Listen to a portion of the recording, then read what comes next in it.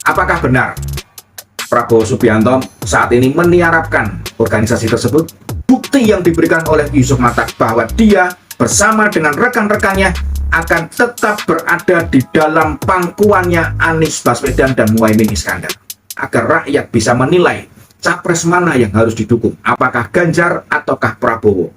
Influencer tersebut mungkin bermaksud mengcounter. Tetaplah kita sebagai rakyat Republik Indonesia, siapapun presidennya, kita mendapatkan presiden yang berkapasitas, presiden yang berkualitas. Kebenaran adalah kebenaran. Katakan ya untuk ya, katakan tidak untuk tidak. Ok dan tos. 2017 adalah sebuah tahun yang tentu kita ingat terus sampai dengan hari ini. Pada waktu itu ada proses sebuah pesta demokrasi, yaitu Pilkada DKI Jakarta.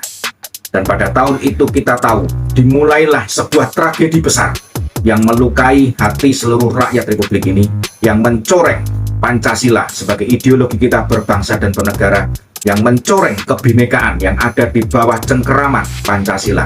Sobat-sobatku semuanya, pada tahun itu Pilkada sempat diberi nama Pilkada paling brutal sepanjang sejarah diadakannya Pilkada di Republik Indonesia tercinta ini.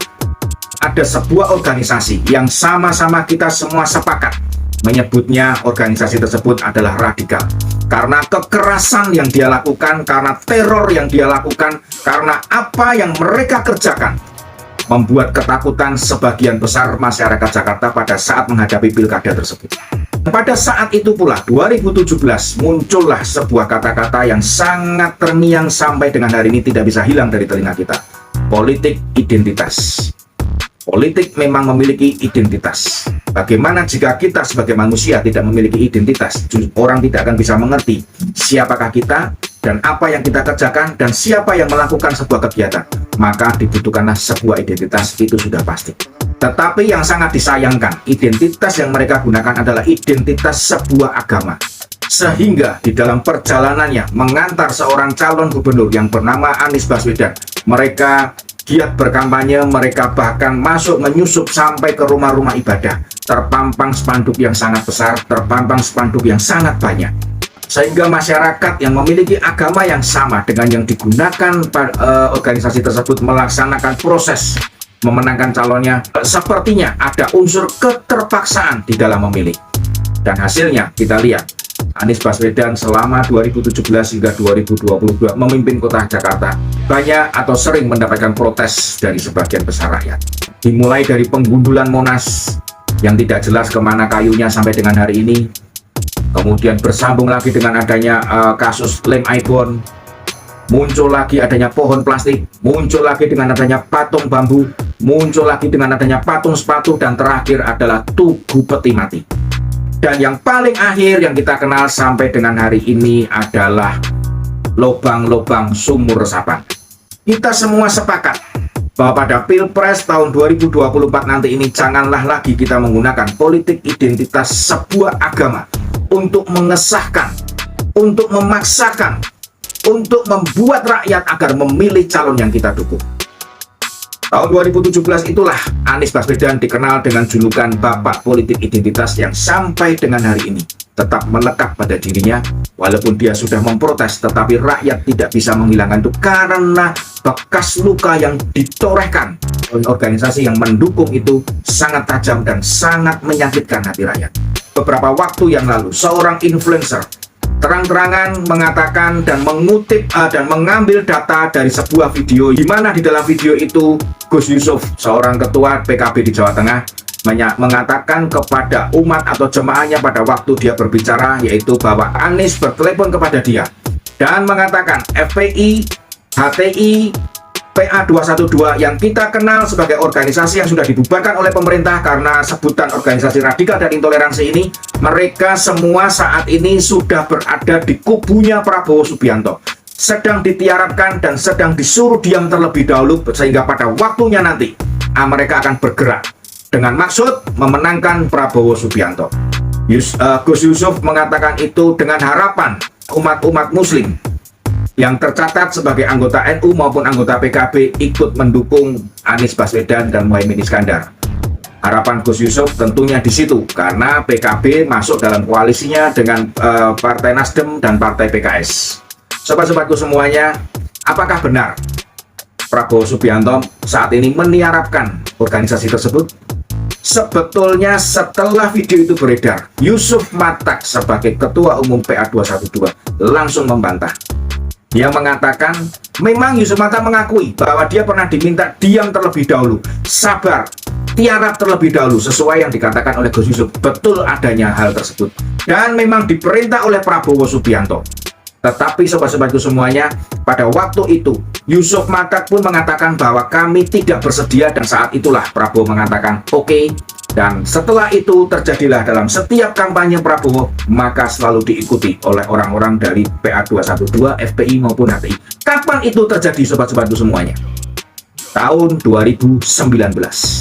Yusuf Matak pun mengatakan dalam press release-nya untuk membantah Gus Yusuf bahwa mereka sudah tidak berada di kubu Prabowo Subianto. Gus Yusuf pun ditantang untuk membuktikan jika benar kata-katanya, jika benar Anies yang bertelepon. Dia siap untuk bertemu bertiga, Anies, Yusuf Matak, dan Gus Yusuf untuk mengklarifikasi beritanya. Karena Yusuf Matak yakin Yusuf Matak tidak mau lagi kembali ke kubunya Prabowo, sebab dia sudah kecewa, sudah dikecewakan pada tahun 2019 tersebut, karena ternyata Prabowo hanya setengah hati menggunakan organisasi ini, sehingga dia harus memaksa agar dimunculkan pada tanggal 16 kemarin. Hari yang memang itu saya tunggu. Kemanakah kubu 212? Kemanakah HTI FPI? Ternyata sobat, pada tanggal 16 ini kubu Koalisi Perubahan menyatakan bahwa Yusuf Matak adalah co-kapten di dalam tim pemenangan Amin. Sehingga apa yang dikatakan oleh Yusuf Matak bahwa dia tidak berada di kubunya Prabowo Subianto, bahwa dia sudah tidak mau lagi dengan Prabowo Subianto, ini adalah bukti yang diberikan oleh Yusuf Matak bahwa dia bersama dengan rekan-rekannya akan tetap berada di dalam pangkuannya Anies Baswedan dan Muhaimin Iskandar. Sobat-sobatku semuanya, inilah yang memang harus kita beritakan agar tidak terjadi simpang siur berita. Influencer tersebut mungkin bermaksud mengcounter apa yang dikatakan oleh Prabowo Subianto selama ini. Prabowo mengatakan bahwa dia sudah berubah sejak berada di dalam kabinetnya Jokowi. Kenapa berubah? Karena Prabowo mengatakan sudah 2 kali kalah, kalau tidak berubah tidak mungkin bisa. Dan Prabowo melihat apa yang dikerjakan oleh Joko Widodo, kenegarawanan Joko Widodo, kerakyatan Joko Widodo, perjuangan Joko Widodo untuk rakyat. Itulah yang merubah Prabowo Subianto. Kita tidak sedang membicarakan dukung-mendukung siapa, tetapi yang saya harapkan, marilah kita sama-sama memberitakan, kita sama-sama menyajikan data yang benar kepada rakyat, agar rakyat bisa menilai capres mana yang harus didukung, apakah Ganjar ataukah Prabowo. Di dalam memilih harusnya kita menggunakan hati nurani kita. Siapakah yang akan kita dukung, siapakah yang akan kita pilih, bukan dengan keterpaksaan, bukan pula dengan informasi yang salah kita terima, agar kita semua tidak menyesal pada waktu nanti presiden yang terpilih ternyata bukan presiden harapan rakyat, ternyata presiden yang berbalik, yang seharusnya ditinggalkan, tetapi karena informasi yang salah akhirnya rakyat mendukung capres tersebut, tetapi hasilnya setelah dia menjadi presiden sungguh mengecewakan rakyat. Di dalam proses pilpres yang akan segera dimulai kampanyenya, janganlah kita bertengkar, janganlah kita berkelahi, janganlah kita bertikai hanya karena kita beda dukungan. Tetaplah kita sebagai rakyat Republik Indonesia, siapapun presidennya, kita berharap dia adalah benar-benar presiden yang akan menjadi dan mengayomi seluruh rakyat Republik ini, membuat rakyat sejahtera, membuat bangsa Indonesia dihargai, dihormati, dan terakhir, melalui pilpres ini kita mendapatkan presiden yang berkapasitas, presiden yang berkualitas, presiden yang meneruskan pembangunan Bapak Joko Widodo. 2024 kita tidak membutuhkan pilpres yang bertengkar, pilpres yang berkelahi. 2024 kita membutuhkan pilpres yang aman, nyaman, damai, dan bahagia untuk menyongsong presiden yang akan membawa kita menuju Indonesia Maju, Indonesia Emas 2045. Salam Opidantos.